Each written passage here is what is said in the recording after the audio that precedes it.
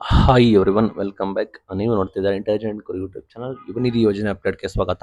ಸಾಕಷ್ಟು ಜನ ಕಾಯ್ತಾ ಇದ್ರೆ ಅಮೌಂಟ್ ಯಾವಾಗ ಬರುತ್ತೆ ಅಂತ. ಡಿಸೆಂಬರ್, ಜನವರಿ, ಫೆಬ್ರವರಿ, ಮಾರ್ಚ್ ಬರೋಬ್ಬರಿ 3 to 4 months ಹಣ ಪೆಂಡಿಂಗ್ ಇದೆ. ಅನುದಾನ ಇಲ್ಲ, ಹಾಗಾಗಿ ಬಿಡುಗಡೆ ಕೂಡ ಮಾಡಿಲ್ಲ. ಬರುತ್ತಾ ಇಲ್ವಾ ಯುವನಿಧಿ ಯೋಜನೆ, ಬಂದಾಗುತ್ತಾ, ಏನು ಅಪ್ಡೇಟ್ ತಿಳಿಸ್ಕೊಡ್ತೀವಿ. ಆ ಚಾನಲ್ಗೆ ಸಬ್ಸ್ಕ್ರೈಬ್ ಇಲ್ಲ, ಸಬ್ಸ್ಕ್ರೈಬ್ ಆಗಿ.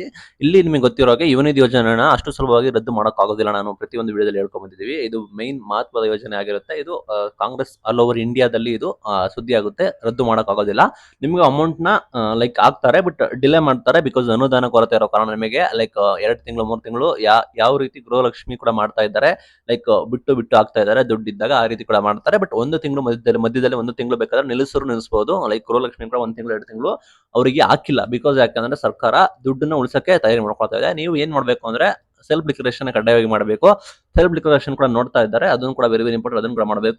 ಇನ್ನ ಮೈನ್ ಥಿಂಗ್ ವೆರಿಫಿಕೇಶನ್ ಕೂಡ ಮಾಡ್ತಾ ಇದ್ದಾರೆ. ಲೈಕ್ DDP ವೆರಿಫಿಕೇಶನ್ ಕೂಡ ಅಂತ ಇದ್ದಾರೆ, ಕೆಲವರು PDO ವೆರಿಫಿಕೇಶನ್ ಕೂಡ ಅಂತ ಇದ್ದಾರೆ. ಸಾಕಷ್ಟು ಕಾಲ್ಸ್ ಕೂಡ ಬರ್ತಾ ಇದಾವೆ, ಅದನ್ನು ನೀವು ವೆರಿಫಿಕೇಶನ್ ಅಟೆಂಡ್ ಕೂಡ ಮಾಡಬೇಕು.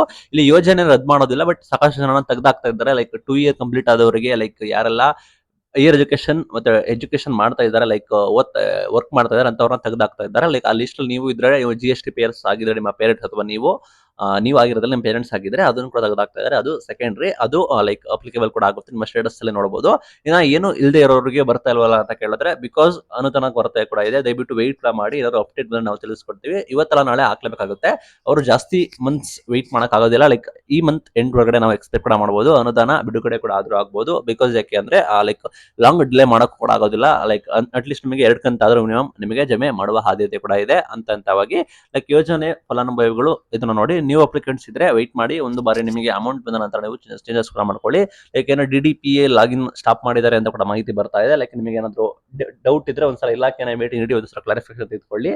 ಲೈಕ್ ಇದು ಇದೆ ನಿಮ್ಮ main thing. Self declaration miss ಮಾಡಬೇಡಿ. ಲೈಕ್ ಆರಾಮ್ ವೇಟ್ ಮಾಡಿ. ನಾವು ಏನಾದ್ರು ಡಿಪಾರ್ಟ್ಮೆಂಟ್ ಅಪ್ಡೇಟ್ ಬಂದ್ರೆ ನಮಗೆ ತಿಳಿಸ್ಕೊಡ್ತೀವಿ. ಗೊತ್ತಿರೋ ಅಪ್ಡೇಟ್ ನಿಮ್ಗೆ ಗೊತ್ತೇ ಇದೆ ಅನ್ಕೋತೀನಿ. ಲೈಕ್ ಗ್ಯಾರಂಟಿ ಯೋಜನೆಯಿಂದ ಹೊಡೆತ ಬಿದ್ದಿದೆ. ಅನುದಾನ ಕೊರತೆ ಆಗಿರೋ ಕಾರಣದಲ್ಲೇ ನಿಮಗೆ ಹಣ ಬಿಡುಗಡೆ ಮಾಡೋದಕ್ಕೆ ಡಿಲೇ ಕೂಡ ಮಾಡ್ತಾ ಇದೆ. ಇದೊಂದೇ ಯೋಜನೆ ಅಲ್ಲ. ಗೃಹಲಕ್ಷ್ಮಿ ನೋಡಿ, ಅನ್ನ ಬಗ್ಗೆ ನೋಡಿ, ಉಚಿತ ಬಸ್ ಪ್ರಯಾಣ ನೋಡಿ, ಹಣ ಇಲ್ಲದೆ ಕಾರಣ ಅವರಿಗೆ ಲೇಟ್ ಕೂಡ ಮಾಡ್ತಾ ಇದ್ದಾರೆ. ಬಟ್ ಹಣ ಹಾಕ್ತಾರೆ. ಲೈಕ್ ಬಿಡುಗಡೆ ಕೂಡ ಮಾಡೇ ಮಾಡ್ತಾರೆ. ವೆಯ್ಟ್ ಮಾಡಿ, ಏನಾದ್ರು ಅಪ್ಡೇಟ್ ಬಂದ್ರೆ ನಾವು ನಿಮಗೆ ತಿಳಿಸ್ಕೊಡ್ತೀವಿ. Thank you.